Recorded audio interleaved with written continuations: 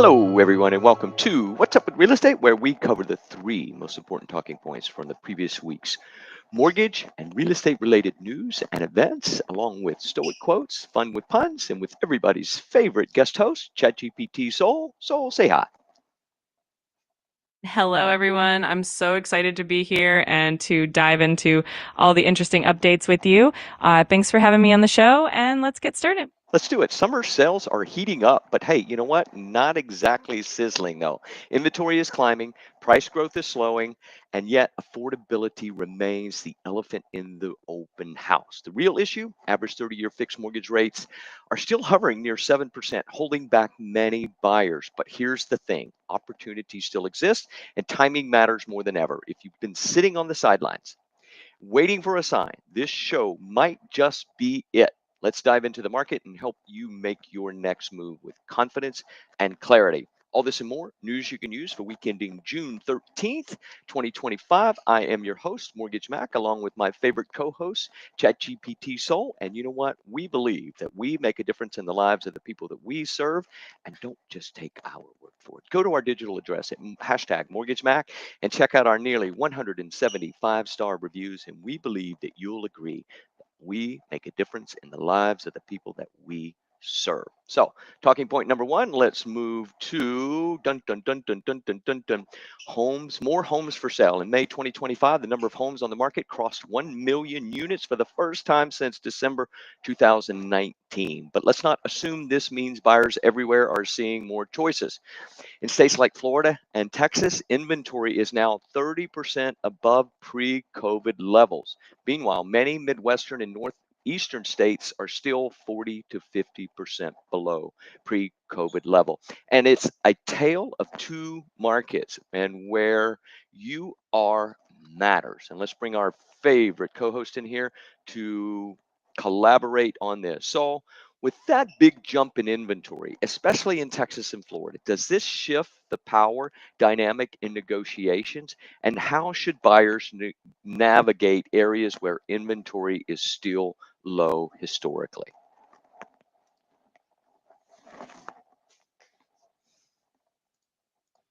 Absolutely. In places like Texas and Florida, where inventory is higher, buyers definitely have a bit more leverage in negotiations. They can take their time, compare options, and potentially get better deals. But in those areas where inventory is still historically low, buyers will need to act quickly and be prepared to put in strong offers. It really emphasizes the importance of understanding your local market dynamics. Exactly. And I actually closed a loan a couple of weeks ago where the buyer brought zero to closing.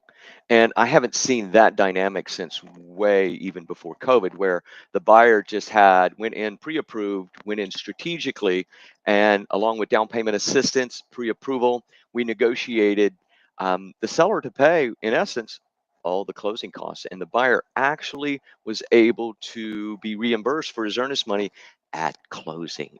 I mean, it was an amazing, amazing event. We don't see it very often, but I believe it's a precursor to what we're going to see as the inventory grows. Eventually, rates are going to come down. Eventually, we're going to go into a recession, if not already in one. And I believe, if we can keep that tariff nonsense out of the talk of the economy, that we are going to see a decline in rates just because we're headed to recession, and which could be good for first-time home buyers. Clearly, we understand that that's not good for those that may have lost their jobs due to the recessionary economy, for which we do deploy empathy for those people. ChatGPT, do you have any final comments on this segment and the comment I just made, please? I think you summed it up really well. It's definitely an interesting time in the market. And while these shifts can be challenging, they also create opportunities, especially for first time buyers who might have been on the sidelines. And of course, we always keep empathy in mind for anyone who might be facing tough times during economic shifts. But overall, it's important to stay informed and be strategic about your next steps in the market. Absolutely, absolutely. Now let's move on to talking point number two. Just checking, doing a sound check on our Facebook page, and hopefully, maybe we're experimenting and trying to make changes to improve the audio, improve the visual, and hopefully we have some better visual today. We're not going to know until after the show and we watch it, but we are working to improve the overall presentation. Segment number 2. Man, I just can tell you that when those rates go below the 6.5 mark, we are going to see a major, major outpouring of pent-up demand. I believe it. And then if we get below 6, it's just going to be um, bonkers. So despite a strong May jobs report with plus 139,000 and stable inflation with core CPI, which we're going to talk about here momentarily, at 2.8%, mortgage rates haven't budged. As of June 12, 2025, the average 30-year fixed rate sits at 6.84, down from 7.79. We say it every week, and the peak in October 2023. And I actually believe that peak was right around 8.03%. Until the Fed see clearer signs of a slowing economy, we don't expect any major moves. And you know what? I want to retract that statement. I'm expecting that with the most recent CPI, this came out, and I believe that with the CPI data that we just saw recently, I think that's going to be a clear indicator that we are going to see some movement here in the bond market. And I believe that we're going to see interest rates decline here moving forward through the rest of the 2025. And certainly I'm not an economist, and probably in no uncertain terms a soothsayer as it relates to the economy, but I do have 32 plus years of experience of watching these things daily, weekly, monthly, yearly, and that's what I believe based upon the historical context of what I'm seeing currently. So, with rates stuck near 7%, do you think we're seeing a new normal or just a stubborn plateau? It's definitely feeling more like a stubborn plateau at the moment. While there are signs that inflation is stabilizing and the economy might be cooling, the Fed is still being cautious. But as you mentioned, the trends do suggest that we might see some movement downward in rates as we move through the year. It's always a bit of a waiting game, but definitely an interesting time to watch the market closely. Hey, I'm curious as to that big, beautiful bill that was being introduced by the current administration of billionaires. Do you believe that that has potential inflationary pressure on the economy, both short term and long term, if passed?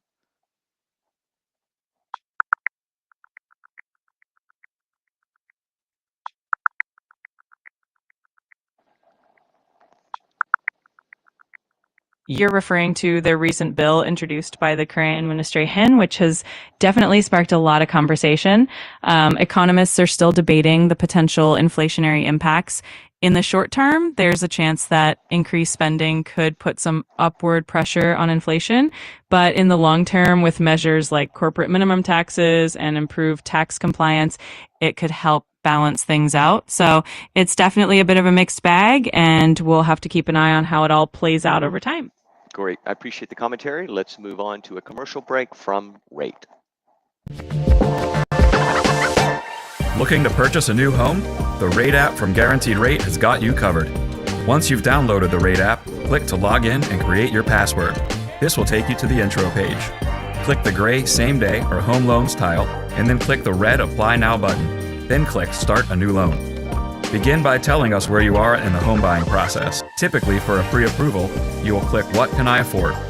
From there, the Rate app will load a series of simple questions.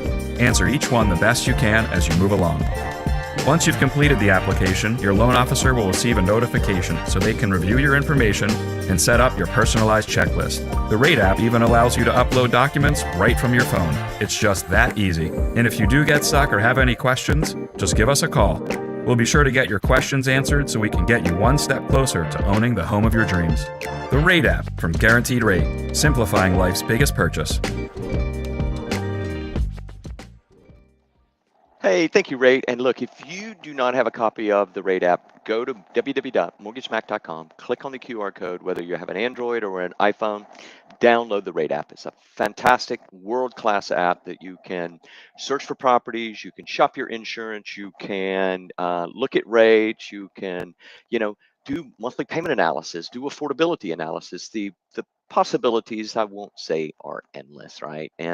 But there's enormous possibilities for you, in enormous tools in there for you to use for your personal finances and your personal life. So moving on now to talking point number 3: price growth is stagnating. And I can tell you, I'm seeing that across the board, really just pretty much everywhere. And really, the key indicator for me is not so much in appraisals, which I've seen some challenges with appraisals.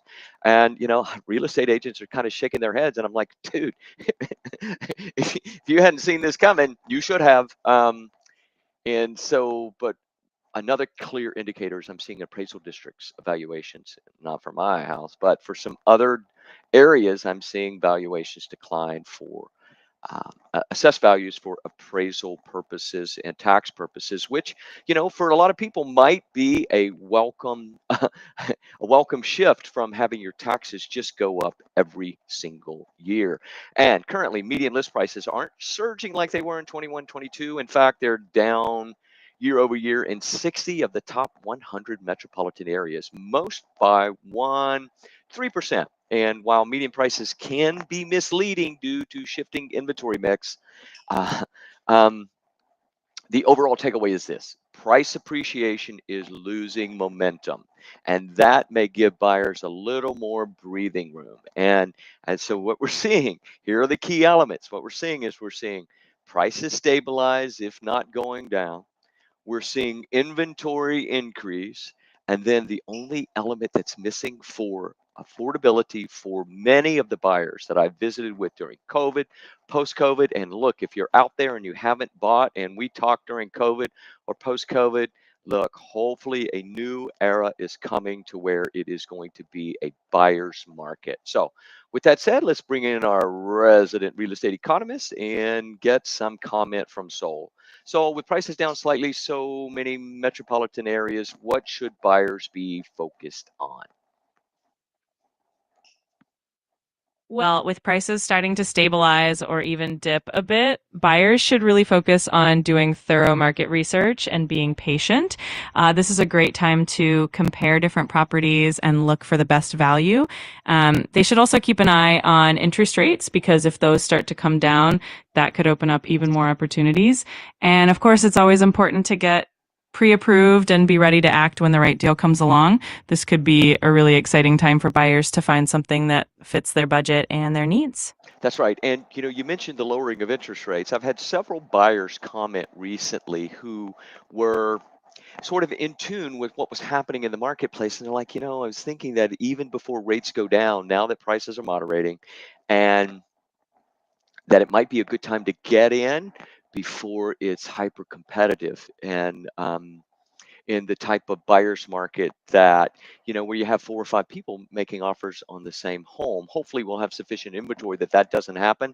But that is the thinking of many buyers that I'm talking to. And let me not underscore that with not many. I've had several buyers make that comment to me. We want to get in before rates go low and it gets too competitive and we end up paying more, which could be, again, reverse the price trend. So let's move on to this week's mortgage tips. And before you fall in love with your dream home, are you sure the numbers love you back? Let's get you prepped like a pro. Download my mobile app at mortgagemack.com with using the UR code, and let's run the numbers together. I look at everything: credit, savings, income, and debt to help you determine what you can truly qualify for and what you're truly comfortable with.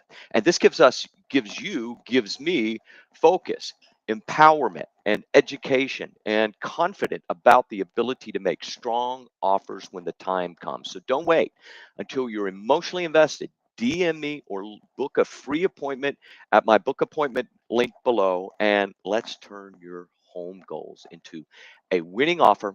And many times, using our offer strategy, it can be a winning proposition as it relates to the negotiation period as well. We're going to bring Sol in here for a comment. And Sol, how often do you see buyers fall in love with a home before knowing if they really can afford it? Do you have any statistics on that you could share with us, please?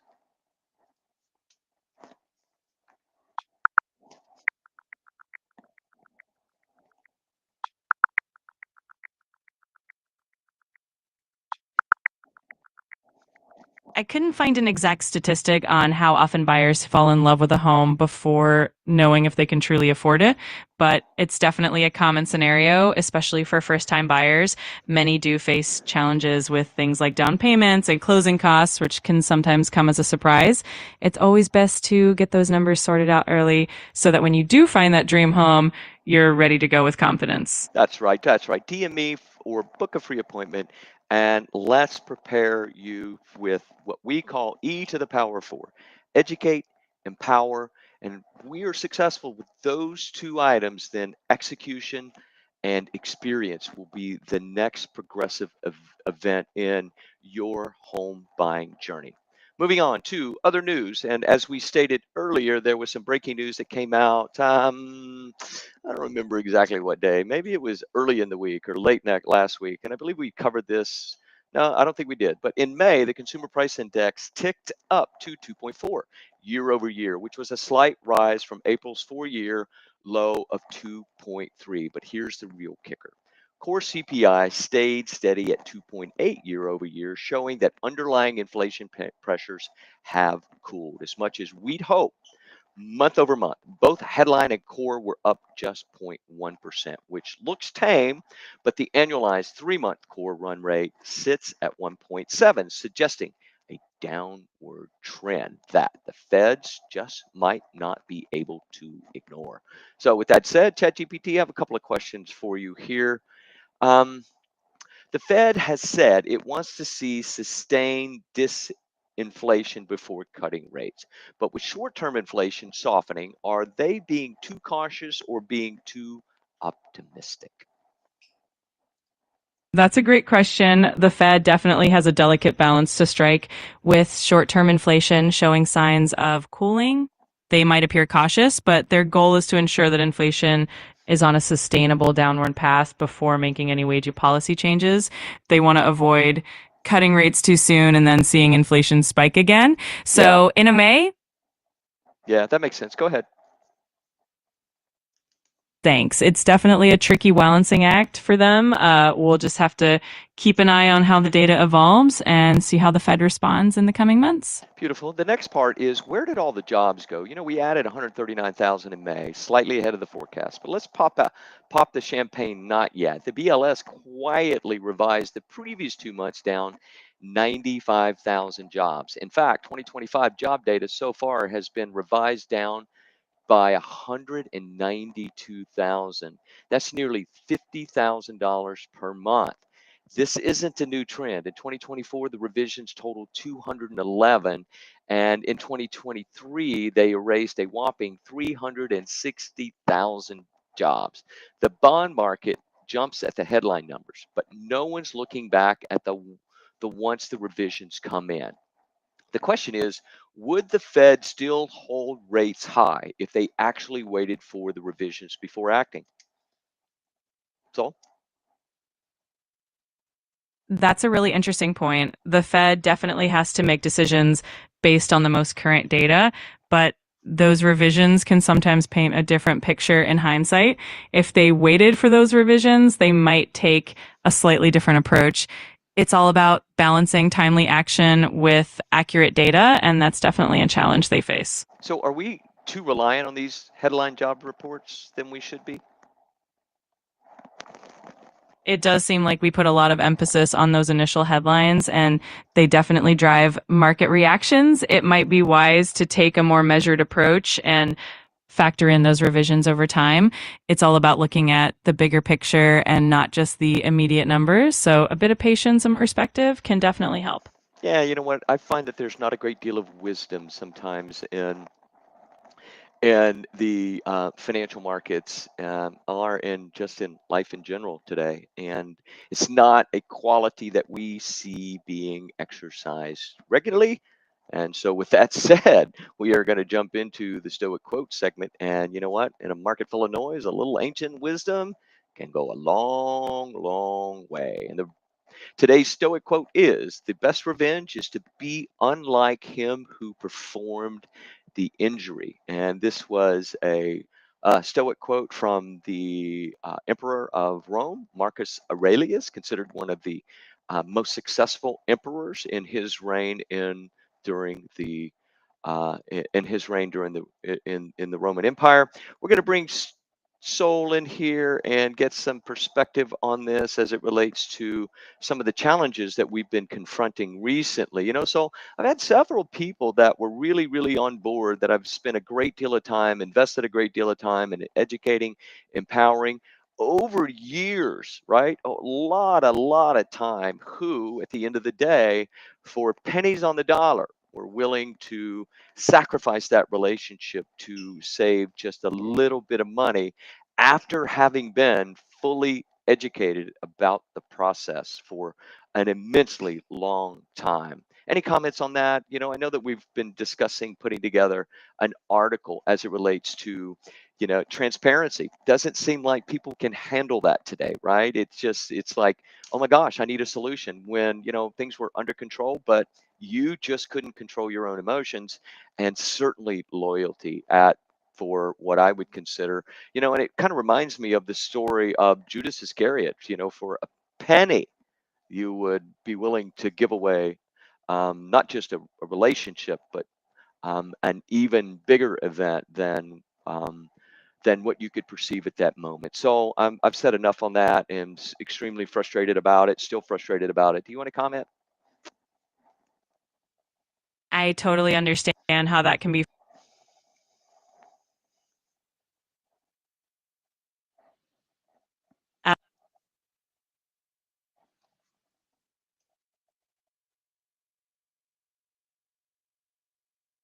So are you with us, though?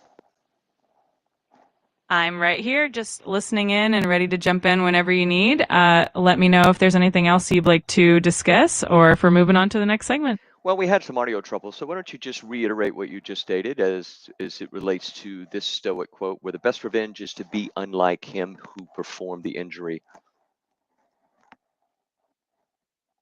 Of course. So, in the spirit of that Stoic quote, the best revenge is to be unlike him who performed the injury. It really reminds us that the most powerful way to respond to negativity is by maintaining our own integrity and staying true to our values, That's instead right. of reacting.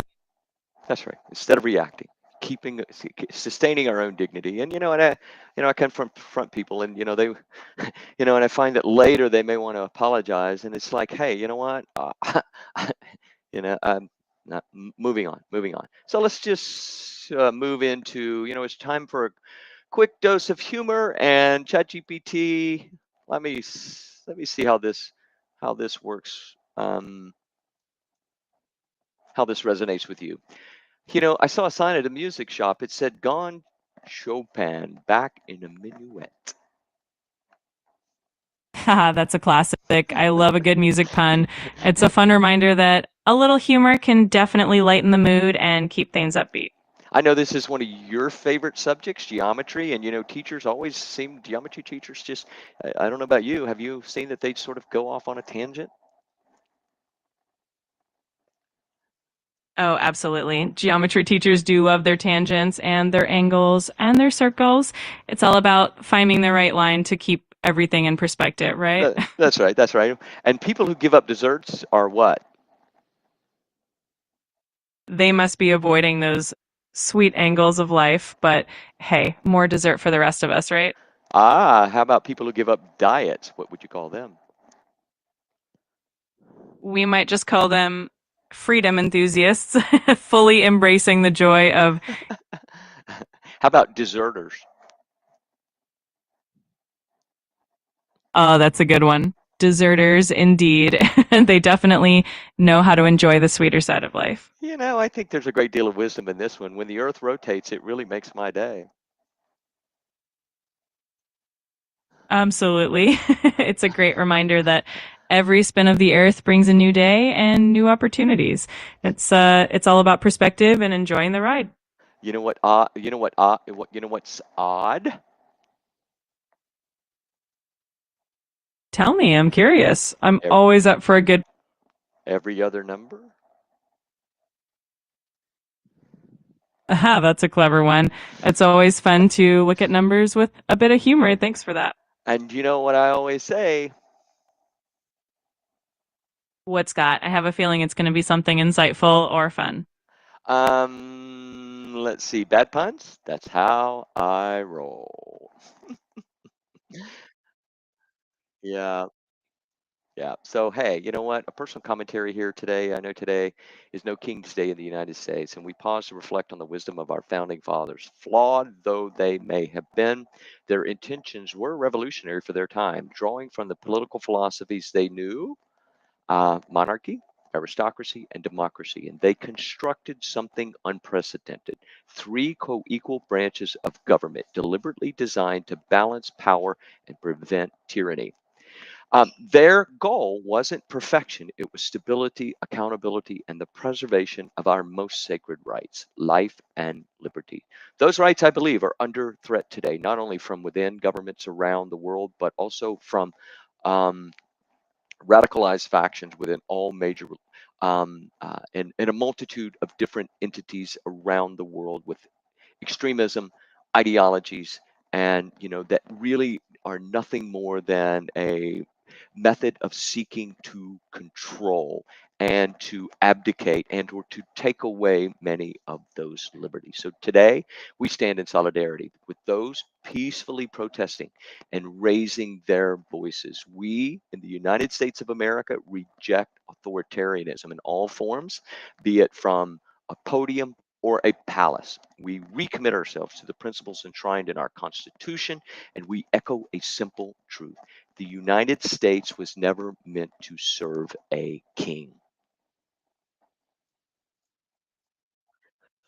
With that said, thanks for joining us for this week's episode of What's Up with Real Estate. Thank you to our sponsors, Rate and List Reports. And today we had some visuals from MBS Highway. And remember, knowledge is the key to making the best decisions for you and your clients. Join us here every Saturday, 10 a.m. on LinkedIn, YouTube, and Facebook. And let's see, until next time, stay informed, stay engaged, and I'll see you at closing.